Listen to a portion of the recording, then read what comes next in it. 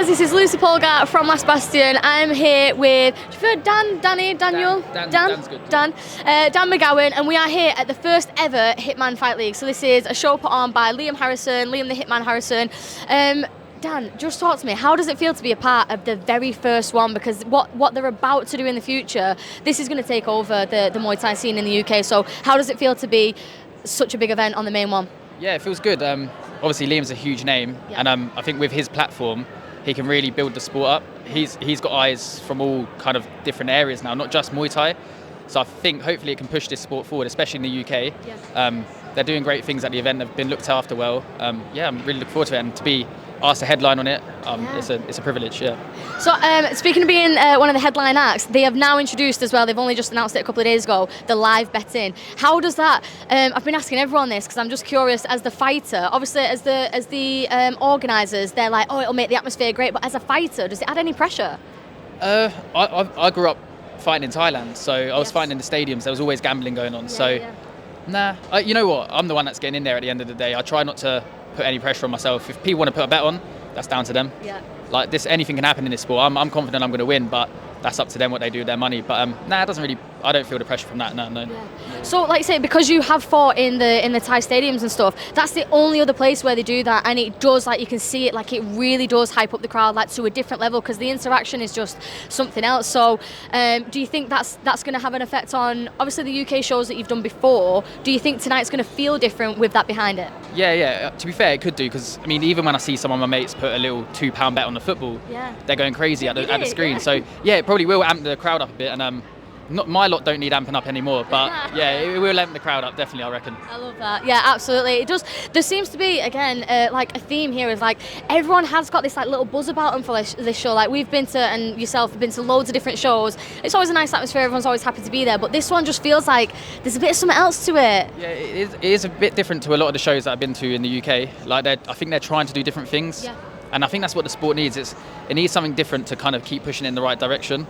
And like I said, with people like Liam involved, I think it really helps, definitely. Yeah, that's one of the things we were talking. So we've had a chat with Liam, Andy, and Lisa as well, who's obviously at the Bad Company, and that tends to be like one of the big themes. Is like everyone is just so happy that somebody, such a big name like Liam, who has done amazing things in his own career, the avenues he's opening up for other fighters now. Because like Lisa was saying, he's done obviously his own career, but then he's going into the podcast now. He's going into like putting the betting on. He's doing his own shows. So how beneficial is it to be working alongside somebody like Liam, who is just opening up so many different avenues now to just bring Muay Thai a bit more mainstream? Yeah, I mean, he's a big inspiration to me. Not even just for what he does in the ring, but it's like you said, the outside stuff. Yeah. He's kind of a pioneer, like with his website, with his podcast, with YouTube. Like me and him, I'm quite close with Liam, and we've had chats over the years, and there was always a talk that Muay Thai fighters can't be paid. We can't make a living from Muay Thai. Yeah.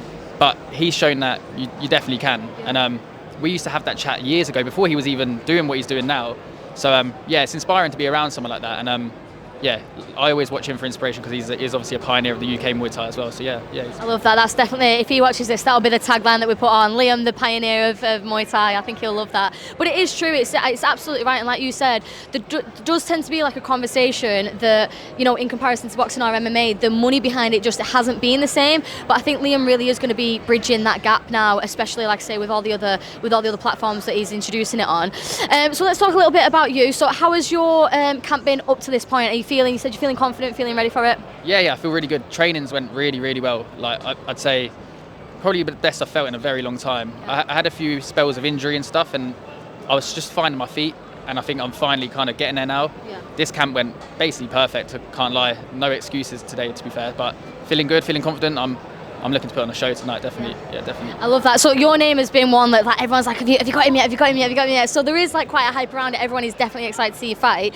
You just mentioned there about some injuries. So I just want to talk about your hand. Oh my God, I was on your Instagram, and every video I was like, oh, because I was like, there was a one that you did about mindset, which I'll get onto in a sec. But then like randomly this picture of your hand would just come up, and I was like, oh, and it just happened on so many of them.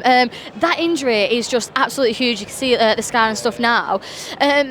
Talk to us a little bit about, obviously the injury itself was horrible, but how does that set you back just mentally? Like physically you can't train, but mentally, what did that do?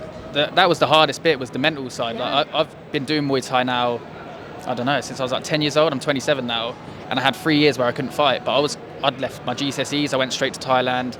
That's all I ever done. So to get that taken away from me for no fault of my own, really, it was just a freak injury. It was hard. It was a few real hard times mentally. Physically, it was a lot of pain as well because I had a few different surgeries on it. But it was hard. But I say it's like character building really, because I got through that and I realised that the mind is pretty tough if you kind of focus on the right things and stuff. So I got through that, and I think it's weirdly a blessing in disguise now, I think, and it's kind of made me think about different things in the sport, and I don't know, like how I approach my career a little bit differently, my training regime, my nutrition, my strength, everything to make my body as strong as possible instead of just training, hitting pads and doing just Thai boxing. It's really made me think about all the other aspects and being a proper athlete now. So yeah, it's probably a blessing. Do you know what? I absolutely love that though, because even though like you're saying, you sound like obviously very humble and very honest talking about that now, but not everyone would have that mindset. There is so many people who would just be like, my hand's gone, I'm out, like, or you know, I can't keep doing this, I'm out, or whatever the before bit is, it would be, I'm out, and it would be enough. Honestly, guys, like this injury is like, we're not just talking like a small break or anything. It was a really, really big injury, like say like a few years out.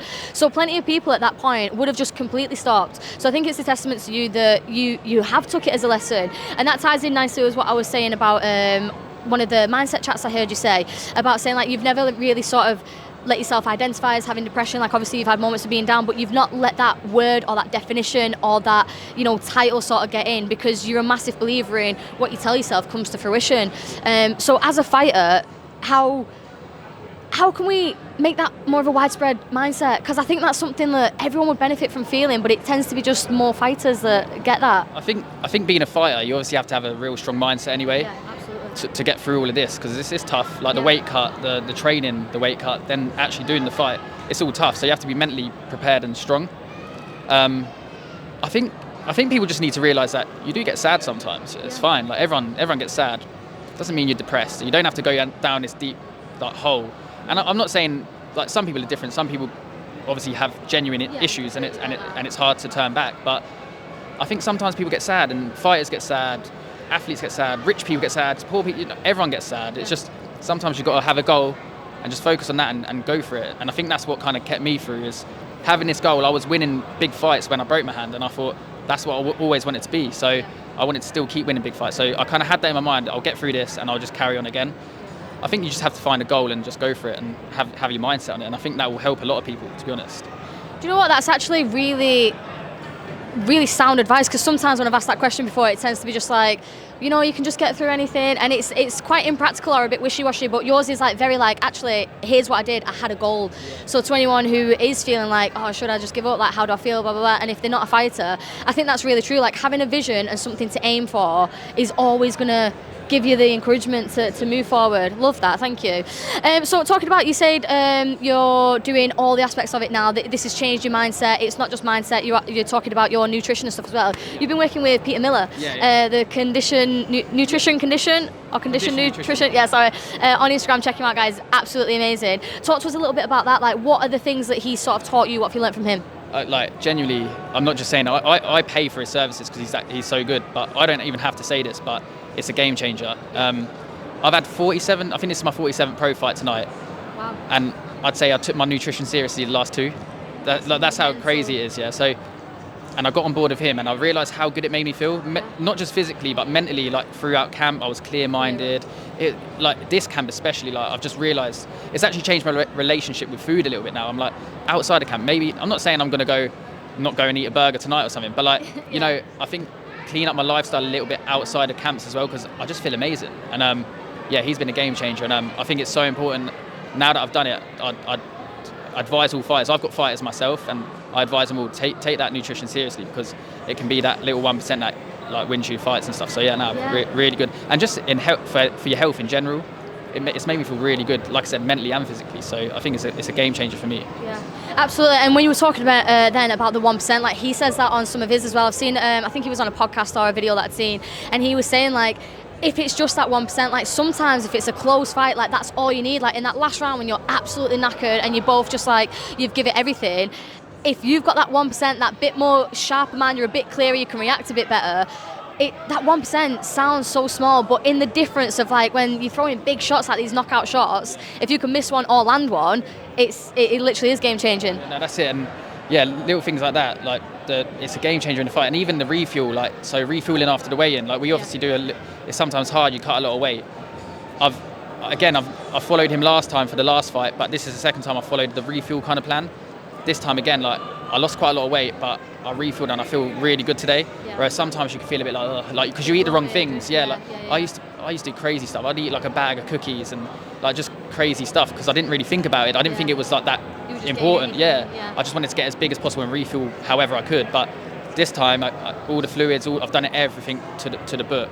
And today, like I mean, if you saw me yesterday, I wasn't looking like this. So like, it's amazing if you do it properly. It really does work. So I'm hoping tonight that I'll take that into the ring and it'll give me that, like you said, that extra 1%. Yeah. I love that. Listen, well, you can tell you feel very calm, very confident, and there is like a good energy of like you feel like everything's in place for you now, for like you said, how it's supposed to be. Just before I let you go, thank you so much for chatting to us. How do you think the fight's going to go then? Are you like more technical, want to go the distance, looking for knockouts? Like, is there any particular way you want to fight?